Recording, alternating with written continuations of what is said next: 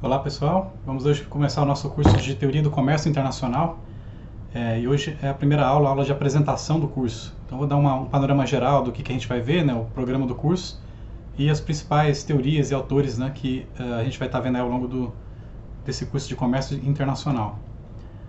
Vamos lá então.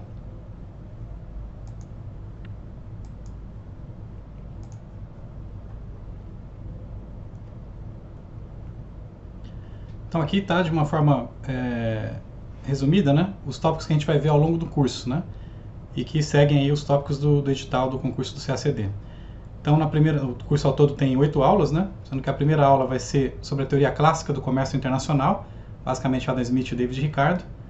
A segunda aula, o comércio internacional no modelo de oferta e demanda, né, em que a gente vai pegar aí a teoria microeconômica, né, o modelo de oferta e demanda que a gente vê lá no curso de microeconomia, e ver como é que a gente pode utilizar aquelas ferramentas para interpretar a adoção de impostos e cotas de importação.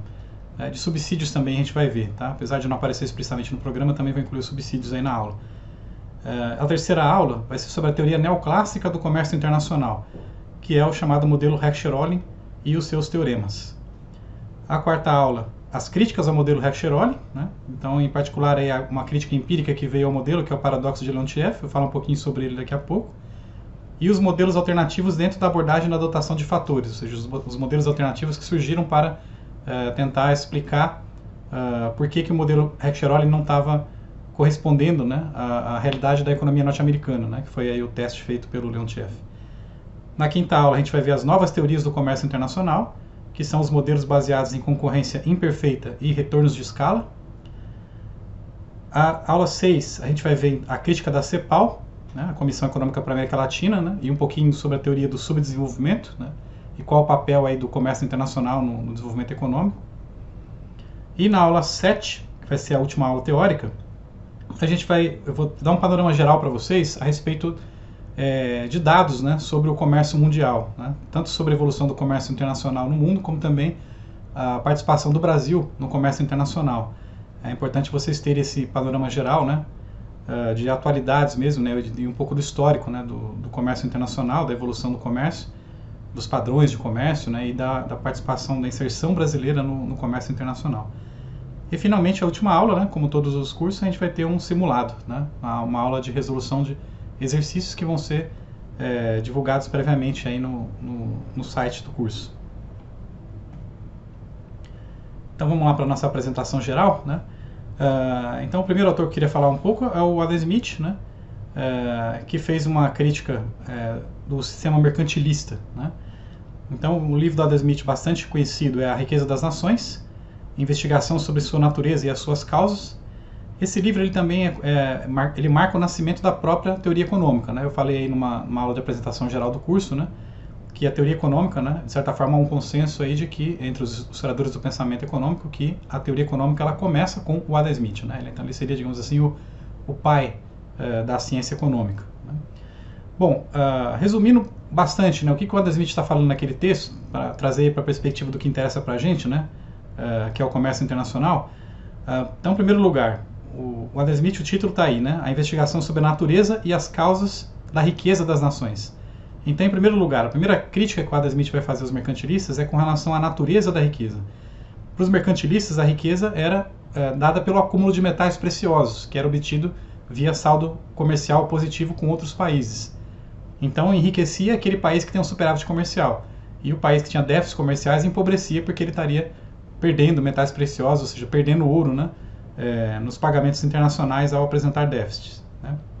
O Smith ele vai mudar totalmente essa visão mercantilista, né, e a natureza da riqueza para ele vai ser a disponibilidade de bens e serviços para a população, ou seja, o que ele chamava de opulência, né, a quantidade de bens e serviços disponíveis para o consumo da população do país. É assim que se mede de fato a riqueza, né, de uma nação. E, por outro lado, né, com relação às causas da riqueza, portanto, ele também vai mudar totalmente a perspectiva mercantilista, né? A causa da riqueza não é o acúmulo de metais preciosos, mas a divisão do trabalho, né, que eleva a produtividade, a primeira causa da riqueza, e a segunda causa da riqueza é a acumulação de capital. A divisão do trabalho, o Smith despende aí uma boa parte do comecinho da obra, né, dando o famoso exemplo da fábrica de alfinetes, né, ele vai mostrando como que a especialização cada vez maior, né, cada trabalhador fazendo apenas uma pequena tarefa do processo produtivo total, como aquilo fazia com que cada trabalhador aumentasse a sua destreza e você pudesse também substituir os trabalhadores por máquinas, né, ou equipamentos que fizessem aquelas tarefas simples, né, de uma maneira mais rápida, de maneira que a divisão do trabalho permitiria então você elevar muito a produtividade. E o segundo fator, né, que ele vai destacar é a própria acumulação de capital, ou seja, à medida que você vai acumulando mais capital, né, você vai aplicando mais capital, por exemplo, o capital físico, né, a gente vai ver no modelo de solo isso, né, no modelo de crescimento econômico, a acumulação de capital na teoria, hoje em dia, né, na teoria econômica, ela é vista de uma forma como capital físico, né? Então, quanto mais capital você acumula, mais máquinas e equipamentos, então quanto mais isso aumenta também a capacidade produtiva de uma economia e a capacidade daquela economia de gerar riquezas. Bom, então, destacando um pouquinho melhor, detalhando um pouquinho melhor aí a crítica do mercantilismo do Adam Smith, né? Então, ele vai fazer uma defesa do liberalismo, né? O liberalismo, na verdade, não começa com Adam Smith, certo? O Adam Smith, o liberalismo, desculpa, ele começa com a escola dos Fisiocratas, né? Que é uma escola francesa, inclusive por isso que a expressão laissez-faire, laissez-passer é uma expressão francesa, né? Porém, o Adam Smith ele vai desenvolver, né, a teoria, os desenvolvimentos teóricos de vários autores chamados fisiocratas, né, de maneira que ele é considerado o pai da ciência econômica porque ele conseguiu sistematizar todo um conhecimento que estava, de certa forma, disperso, né, conhecimentos dos mercantilistas, dos escritos mercantilistas, conhecimentos dos escritos de autores fisiocratas, e ele consolidou isso num livro de um sistema econômico coerente, né, com alguns problemas lógicos, claro, que depois o Ricardo vai destacar, mas ele desenvolveu, né, ali um sistema para interpretar, ou criou um sistema teórico para interpretar como é que funcionam as economias capitalistas, as economias de mercado. Então o Smith ele vai ser também conhecido, né, até hoje como um grande defensor do liberalismo econômico, ou seja, da liberdade de comércio entre as nações. Então, para o Smith, o comércio ele não é um jogo de soma zero, né, como estava presente na ideia dos mercantilistas, em que alguns ganhavam e outros perdiam. No caso dos mercantilistas, os países superavitários tinham ganho com o comércio, países deficitários perderiam com o comércio. Para o Smith, não. Para o Smith, ambos os países podem sair ganhando, né, no comércio. E todos ganham como? Pela elevação da produtividade, basicamente, né, via ganhos de especialização, ou seja, cada país especializando naqueles bens que ele produz com menor custos absolutos, né, ou com vantagens absolutas, e pela alocação do capital também em usos mais produtivos, ou seja, cada país especializando na produção dos bens em que ele produz melhor, o capital daquele país vai ser melhor alocado naqueles produtos em que ele tem menores custos, né, relativos, ou menores custos absolutos, né, comparando com outras nações com as quais esse país negocia. Então você não vai despender capital, por exemplo, né, aplicar capital, né, da sua economia para produzir bens em que você tem pouca eficiência comparado aos seus vizinhos, dos quais você poderia importar aqueles produtos, né? Então ele vai desenvolver a ideia de vantagens absolutas, a qual eu me referi, detalhando um pouquinho mais agora, né? Segundo essa ideia das vantagens absolutas, cada país deve se especializar na produção dos bens que ele produz com menores custos no sentido absoluto, os menores custos de produção, né? Os menores custos de produção, no caso do Adam Smith e também do David Ricardo, eles desenvolveram uma teoria, né, que é uma das primeiras teorias do valor na teoria econômica, que é a teoria que busca explicar os preços, né, como é que se determina os preços das mercadorias, né, e os preços relativos entre as mercadorias. Também mencionei um pouquinho na aula de apresentação geral do curso, tá? Vale a pena vocês darem uma olhadinha lá naquela aula de novo. Mas para o Smith e o Ricardo, eles desenvolveram a teoria do valor-trabalho, ou seja, eles estavam preocupados com os custos em termos de horas de trabalho necessárias para se produzir as mercadorias. E, consequentemente, um país que tinha menores custos absolutos na produção de um bem era aquele país no qual eram necessárias menos horas de trabalho para produzir aquelas mercadorias.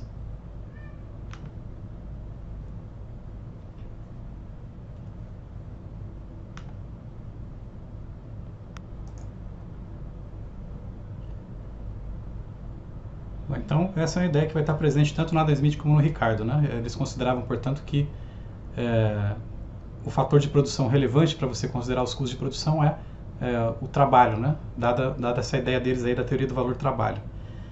Bom, então, o próximo conceito importante, pelo qual Adam Smith é bastante conhecido também, é a ideia da mão invisível, né? A famosa mão invisível do mercado, segundo a qual os indivíduos, buscando seu alto interesse, acabam tomando decisões que conduzem ao melhor bem-estar para a coletividade, né? Ou seja, os indivíduos tomando decisões baseadas no seu próprio alto interesse, por exemplo, cada produtor da economia procurando maximizar os seus lucros, né? Procurando o máximo lucro possível na sua atividade produtiva individual, aquilo acaba fazendo com que a alocação do capital da economia vá para aqueles setores em que é mais eficiente e que o capital fique alocado nos setores em que o país produz melhor. E, consequentemente, isso acaba elevando, então, a capacidade da nação de gerar riqueza, né? Então, a busca do interesse individual acaba levando ao interesse coletivo, né, da nação, que é um dos princípios básicos do liberalismo, né? Basta você deixar com que cada indivíduo tenha a liberdade, né, de promover suas atividades econômicas, que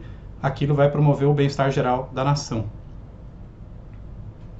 Então, na Riqueza das Nações, o Adam Smith é interessante porque ele consegue resolver um problema, né, uma questão teórica que surgiu no meio de um grupo de filósofos que ficaram conhecidos como filósofos éticos, né, dos quais o próprio Adam Smith fez parte do debate com um livro anterior à Riqueza das Nações dele, que se chamava A Teoria dos Sentimentos Morais. Então, qual que era o conflito que os filósofos éticos estavam tentando resolver? Era a relação entre o interesse individual e o interesse da coletividade. Então, os filósofos éticos eles acabaram ficando conhecidos por esse debate, né, entre o indivíduo e a sociedade, né, entre o interesse dos indivíduos e o interesse da coletividade.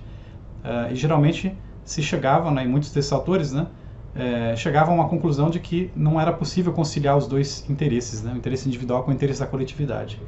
Bom, o Adam Smith, na Riqueza das Nações, de certa forma, nesse sentido, né, a Riqueza das Nações acaba sendo uma continuidade do Adam Smith enquanto filósofo ético. Por quê? Porque ele resolve esse conflito na sua obra, né? Então aqui, coloquei para vocês aqui um esqueminha bastante simples, né, mostrando como que é a argumentação geral do Adam Smith, né, na Riqueza das Nações. Ou seja, de que forma que você chega do alto interesse do indivíduo até a elevação da riqueza da nação ou da coletividade, né? Então, dê uma olhadinha aqui. Deixa eu pegar aqui a canetinha. Então, você parte aqui do alto interesse, né? Ou seja, o alto interesse do indivíduo, cada indivíduo alto interessado, né, ele vai buscar produzir aqueles bens em que ele consegue produzir com mais eficiência ou menores custos do que outros indivíduos na sociedade. Isso vai levar, então, a uma propensão. Claro, isso aqui depende, né, de uma propensão natural à troca, né, que o Smith diz que seria inerente à própria espécie humana, né? A própria espécie humana teria, para o Smith, uma propensão natural a trocar coisas, né? Então, por exemplo, o açougueiro, que são os exemplos que o Smith dá na Riqueza das Nações, né, o açougueiro, ele, né, o padeiro, cada um deles consegue produzir o seu bem com uma maior eficácia relativamente aos seus vizinhos, né, aos seus conterrâneos, né? De maneira que cada um deles se especializa na produção desses bens. E especializando na produção desses bens, eles podem então trocar. Claro que cada um deles, o açougueiro, não vai viver só de carne, nem o padeiro só de pão. Mas, uma vez que cada um deles se especializa na produção de um bem e, por meio da propensão natural à troca, eles vão especializar na produção de um determinado bem e vender esse bem no mercado, e com o dinheiro das vendas eles conseguem comprar todos os outros itens que eles precisam para sobreviver. Então, isso vai levar à divisão do trabalho, né? Então, cada indivíduo vai produzir apenas um bem ou um certo conjunto de bens, não vai produzir tudo aquilo que ele precisa para sobreviver. E essa divisão do trabalho acaba levando, né, como já coloquei agora há pouco o argumento, à elevação, à especialização e ao aumento da produtividade. Cada indivíduo se especializando na produção de um bem, aquilo vai elevar a produtividade, né, na fabricação de todos os itens e todos os bens e serviços da economia. E essa elevação da produtividade leva, consequentemente, à elevação da riqueza da nação.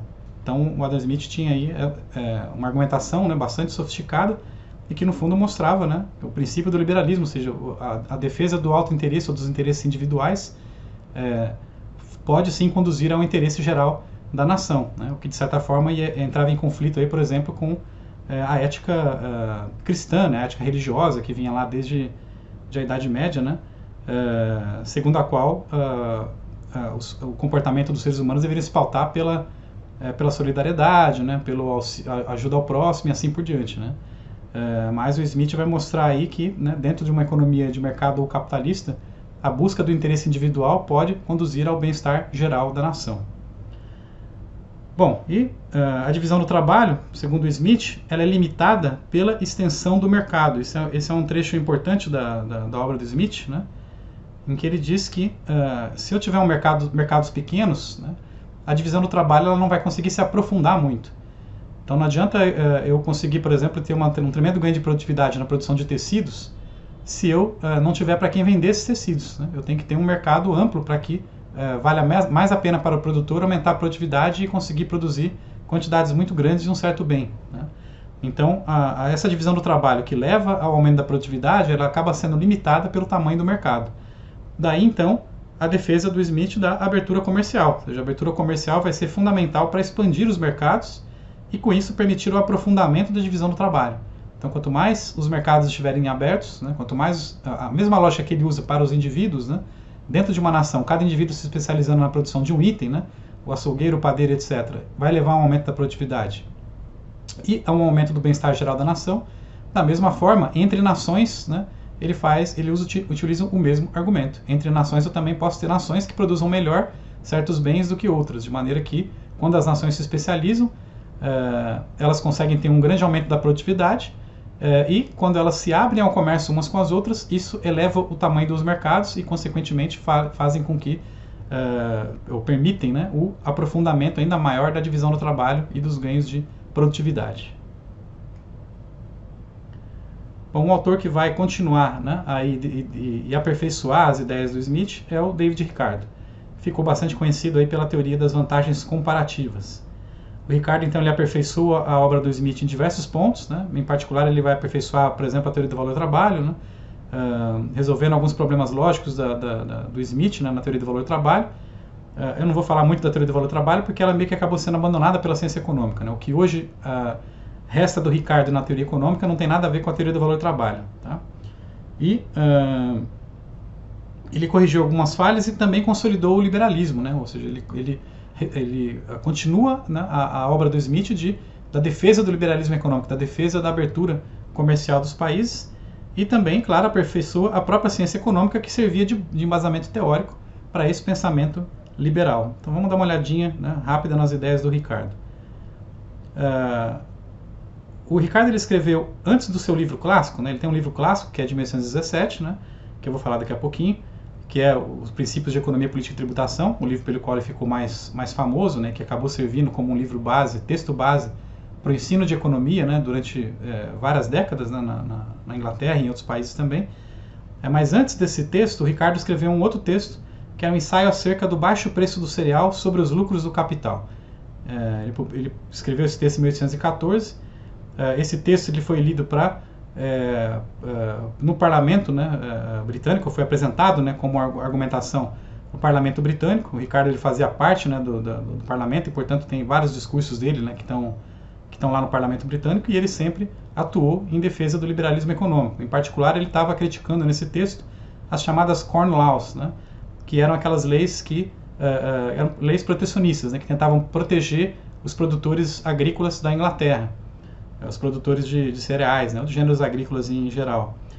E o Ricardo criticava essas leis, né? Ele dizia que essas leis acabavam atrapalhando o desenvolvimento econômico da Inglaterra. Então, como é que ele argumenta para desenvolver esse raciocínio, né, de que o protecionismo comercial na agricultura acabava prejudicando a Inglaterra? Então, o Ricardo, ele, em primeiro lugar, lança a ideia da produtividade marginal decrescente das terras lá na Inglaterra. Quanto mais se plantava, né, ou seja, quanto mais se tentava produzir gêneros agrícolas dentro da Inglaterra, mais era necessário utilizar terras mais distantes e menos férteis. Isso acabava fazendo o quê? Elevando a renda da terra, ou os aluguéis da terra, né? A terra ela era propriedade, né, de uma parcela da sociedade, em geral da nobreza, né? E a terra, portanto, né, aqueles que quisessem utilizar a terra, né, os empresários que iam utilizar a terra para produzir os gêneros agrícolas tinham que arrendar a terra dos proprietários de terras, pagar aluguel para eles, né, que é o que eu estou chamando aí de renda da terra. E, consequentemente, se você tentasse produzir dentro da Inglaterra, né, e não importar o cereal de fora, você tinha que usar terras cada vez menos férteis, terras cada vez mais distantes, e além disso pagar aluguéis cada vez mais altos para os proprietários de terra, porque você estava aumentando a demanda por terras internamente. Consequentemente, os custos de produção dos cereais iriam aumentar. O preço do cereal elevado, por sua vez, terminava por elevar os próprios custos de produção da produção manufatureira, ou seja, da produção industrial, que era o setor no qual a Inglaterra mais se destacava, né? A Inglaterra foi o berço da primeira Revolução Industrial.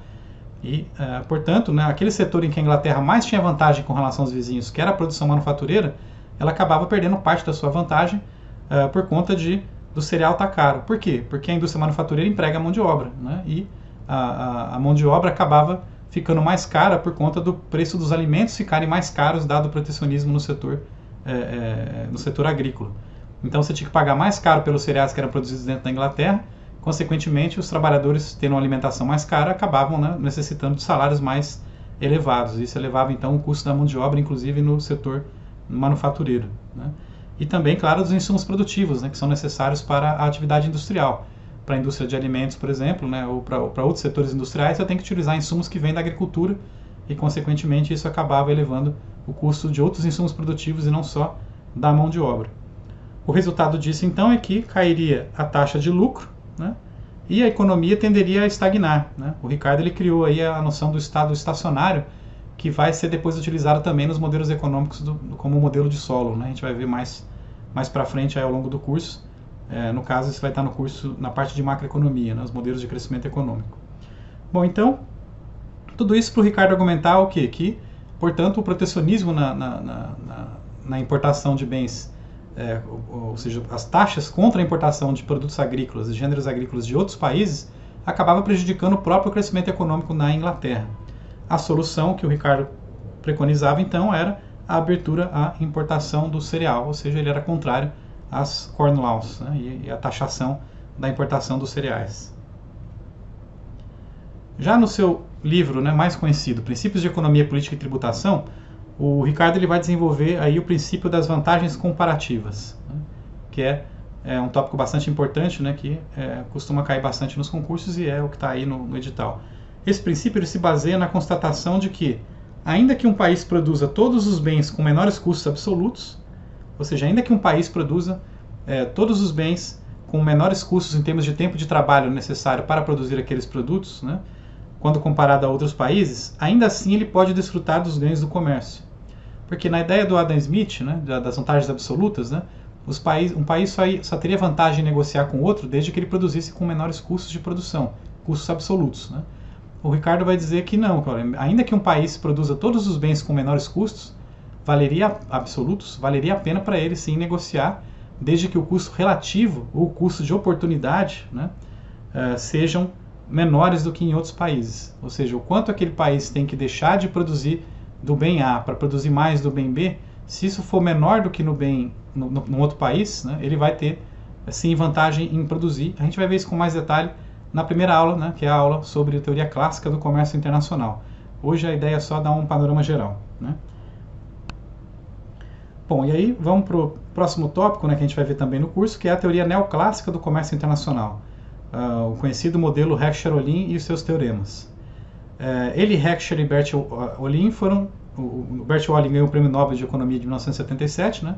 São dois economistas suecos, né? O Bert Ohlin fez uma tese de doutorado, a partir na qual ele desenvolveu algumas ideias do L. Heckscher, que foi orientador dele, né? E eles lançaram então os fundamentos do que a gente conhece hoje como a teoria neoclássica do comércio internacional, aplicando os conceitos da microeconomia neoclássica ao estudo dos fluxos do comércio internacional. Se você quer entender um pouco mais o que é a teoria neoclássica, né, o que é a microeconomia neoclássica, daí eu recomendo olhar a aula de apresentação geral do curso e também a aula de apresentação do curso de microeconomia, que são aulas também que eu fiz ali uma contextualização, né, no pensamento econômico de como é que surgiu aí a teoria neoclássica e a microeconomia neoclássica. Tá? Mas então esses dois autores eles vão pegar o instrumental, as ferramentas da microeconomia neoclássica e vão aplicar ao estudo dos fluxos do comércio internacional, criando então esse modelo que ficou conhecido como modelo Heckscher-Ohlin. E o Paul Samuelson, que é também um economista prêmio Nobel, né, que era da Universidade de Chicago, ele vai desenvolver uma versão formalizada matematicamente desse modelo. Então o Paul Samuelson ele pega um modelo que estava ainda argumentado de uma forma mais digamos assim, mais antiga, né, que a teoria econômica, os livros de teoria econômica antigamente, eles não eram tão formalizados no sentido de ter os modelos matemáticos, né? O Paul Samuelson vai pegar a teoria do L. Heckscher e do Belt-Walling, né, ou seja, o modelo Heckscher-Walling, e vai transformar de fato em um modelo matemático. E aí esse modelo que o Paul Samuelson criou é conhecido também como modelo Heckscher-Walling-Samuelson. A partir desse modelo matemático, o Samuelson conseguiu derivar outros teoremas, além do próprio teorema Heckscher-Walling, como por exemplo o teorema da equalização dos preços de fatores, né, e o teorema de Stopper-Samuelson. A gente vai ver também com mais detalhes na aula do modelo neoclássico de comércio internacional. Bom, então aqui rapidamente, né, falar um pouquinho sobre o que vai ser aí o modelo Heckscher-Walling e os seus teoremas, né?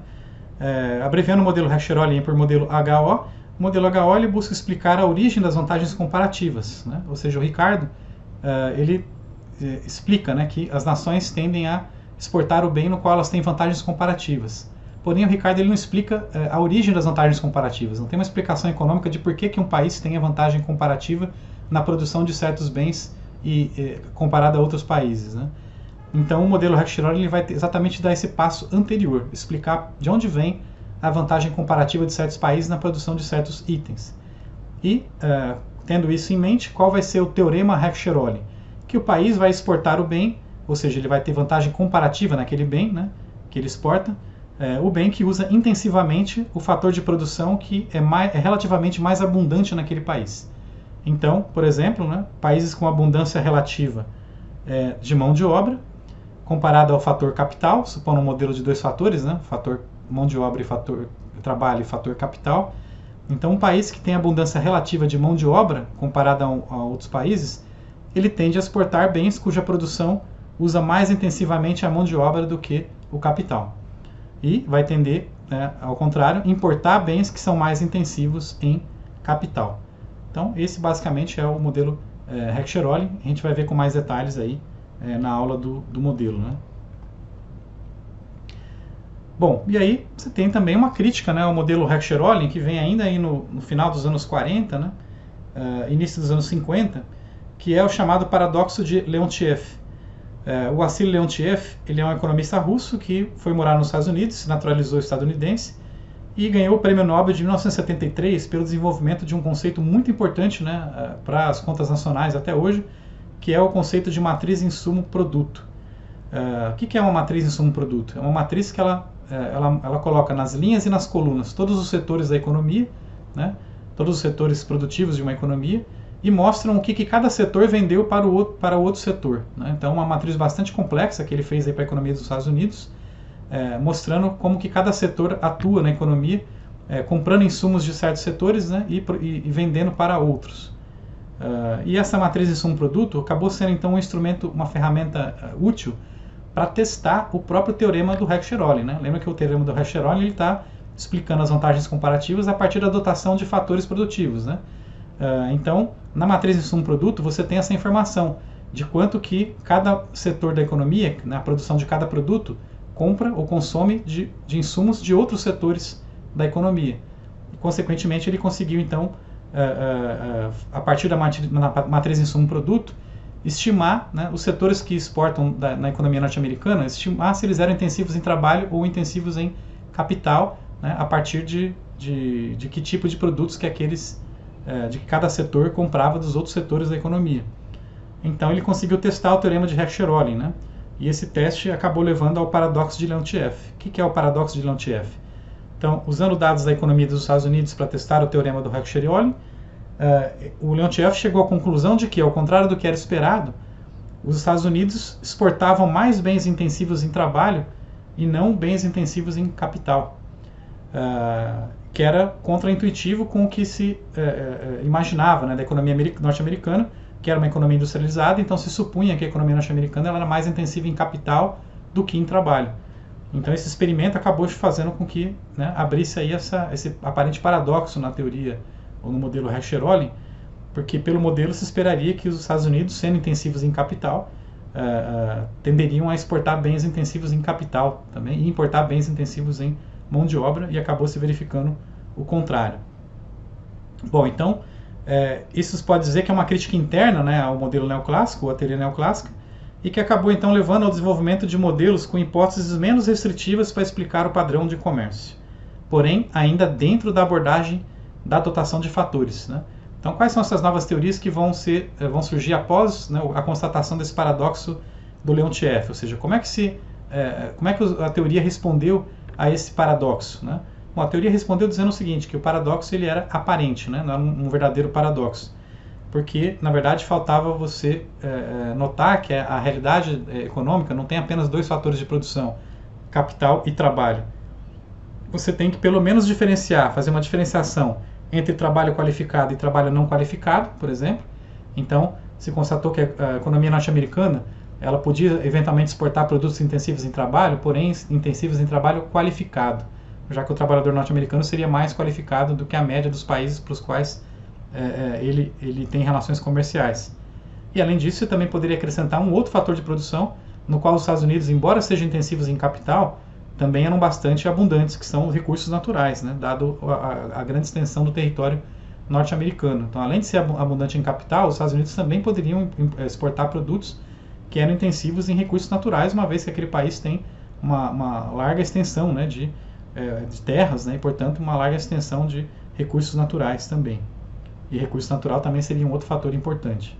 Então, basicamente, a principal resposta que veio para o paradoxo de Leontief veio nessa direção, né, de explicar melhor, né, detalhar no modelo Heck-Sherolin, detalhar melhor os fatores de produção, acrescentando novos fatores de produção, como trabalho qualificado e recursos naturais.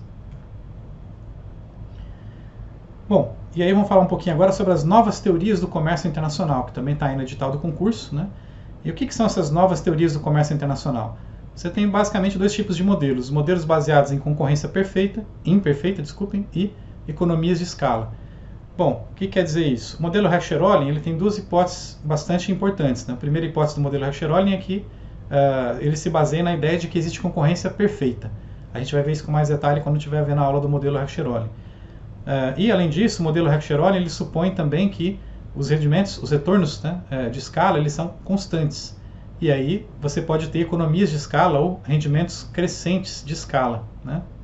Ou retornos de escala crescentes, né? Vou escrever aqui, então.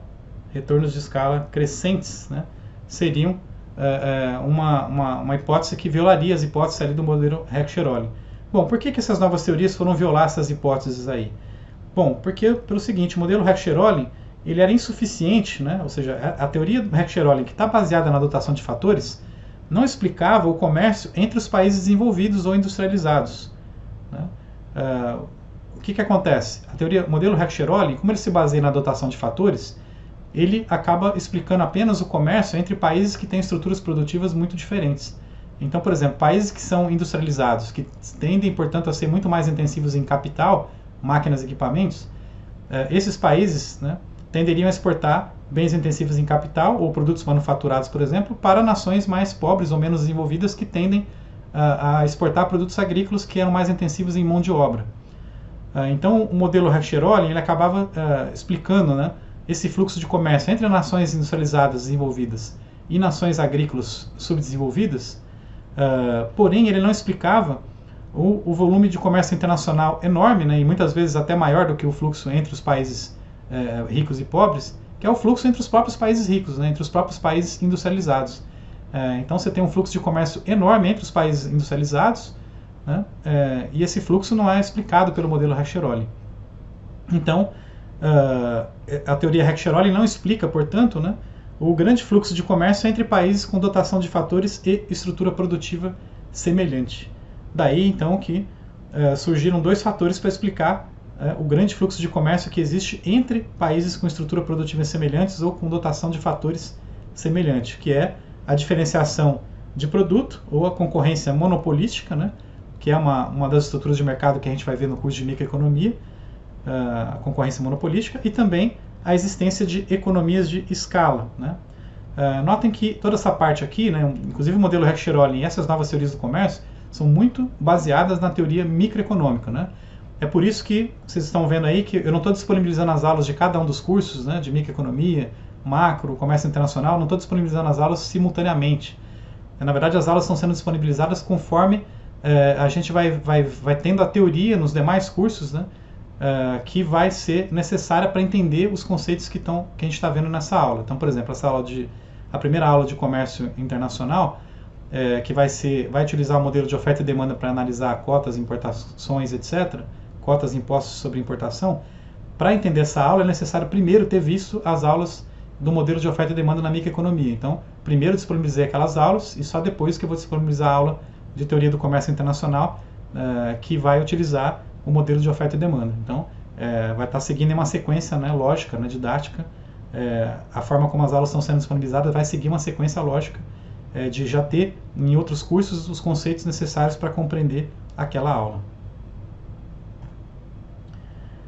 Bom, e finalmente, né, o último tópico do curso vai ser a crítica da CEPAL, Comissão Econômica para a América Latina, a ideia da especialização produtiva e a teoria do subdesenvolvimento econômico. Bom, a teoria da CEPAL, ela é uma teoria que ela acabou tendo aí diversas influências, né? Aqui nesse slide eu estou só citando algumas influências, eu não vou explicar a teoria cepalina aqui, vamos deixar isso para a aula própria sobre a teoria cepalina, né? Mas apenas para contextualizar no plano da história do pensamento econômico, as ideias da CEPAL, você teve duas grandes influências, né, que vão influenciar a teoria cepalina. A primeira é o chamado neomercantilismo, na qual você tem dois grandes autores, né, o Friedrich List na Alemanha e o Alexander Hamilton nos Estados Unidos. O Alexander Hamilton foi inclusive o primeiro secretário do Tesouro dos Estados Unidos, né, e ele era muito conhecido por defender a indústria nascente e defender o protecionismo da indústria norte-americana contra a indústria inglesa e de outros países que já estavam mais avançados, né. Então, o neomercantilismo é um movimento que surge, né, aí no século XIX, né, na Inglaterra, a indústria deles iria acabar, eles terminariam por não conseguir desenvolver a sua indústria nacional. Isso então acabou recebendo o nome de neomercantilismo, né, que está aí no final do século XVIII, começo do século XIX. E também, claro, vai avançar, na verdade, até o começo do século XX, inclusive, né. À medida que você tem nações de desenvolvimento capitalista industrial retardatário, sempre você vai ter, né, essas iniciativas nacionais de proteger a indústria doméstica ou a indústria nascente. E uma outra vertente que também acabou influenciando aí as ideias cepalinas, né, o planejamento estatal na União Soviética, né, os planos quinquenais, e também o keynesianismo, a teoria keynesiana, né, que ambas destacam o papel do Estado no processo de desenvolvimento econômico, né, ou seja, o Estado passa a ter, nessas duas vertentes, né, tanto no keynesianismo como nos planos quinquenais da União Soviética, um papel importante na condução do processo de desenvolvimento econômico dos países. Então, o pensamento da CEPAL vai herdar aí, né, um pouco dessas duas grandes vertentes.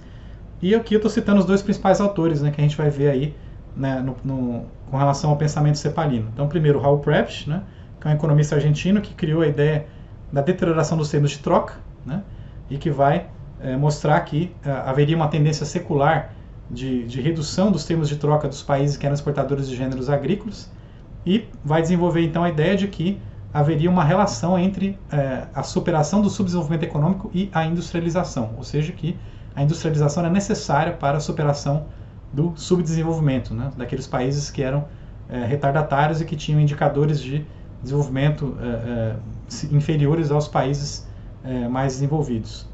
Então, para o Raul Prebisch, todo o pensamento cepalino vai estar muito presente essa ideia de que a superação do subdesenvolvimento só viria com a industrialização, né, e por uma série de motivos essa industrialização acabaria tendo que ser estimulada, né, pelo menos, né, pelo Estado, e muitas vezes até conduzida pelo Estado. E também, claro, com relação à experiência brasileira, que já é uma ponte com o curso de História Econômica do Brasil, né, um outro autor muito importante também no pensamento da CEPAL é o Celso Furtado, que vai fazer uma defesa, né, em toda a sua obra também da industrialização brasileira, não só latino-americana, como também uma defesa da industrialização brasileira como mecanismo para o Brasil superar o seu subdesenvolvimento. Então, ao longo de todo o século XX, né, essas ideias da CEPAL vão acabar influenciando muito os processos de industrialização das economias latino-americanas. A gente vai ver com mais detalhes, especialmente o Celso Furtado, no curso de História Econômica do Brasil. Eu também deixei aí nessa primeira aula, né, para vocês um texto, que é um texto para discussão, né, que é de minha autoria com o colega, o Walter do IPE, e nesse texto a gente explica melhor, né, explica aí o pensamento cepalino, nas ideias do Raul Prebisch, as ideias do Furtado, o que foi as ideias cepalinas e também o que foi o regionalismo latino-americano. Então, para quem tiver interesse, acho interessante dar uma lida nesse texto, que ele explica bem, dá um panorama histórico aí das ideias da integração regional na América Latina, né? Além de desenvolver também aí os conceitos teóricos principais da teoria da CEPAL, do Raul Prebisch e do Celso Furtado, principalmente. Bom, é isso, pessoal. Então, esse curso de comércio internacional a gente teve aqui nessa aula de hoje um panorama geral dele, né? E aí, como eu disse para vocês, as aulas elas vão ser intercaladas com as aulas dos outros cursos, especialmente do curso de microeconomia. Eu vou colocando as aulas de comércio somente na medida em que a gente já tiver visto, já tiver disponível a primeira aula, que é de microeconomia, que é necessária para entender os conceitos dessa aula de comércio internacional. Então, um abraço e até a próxima aula.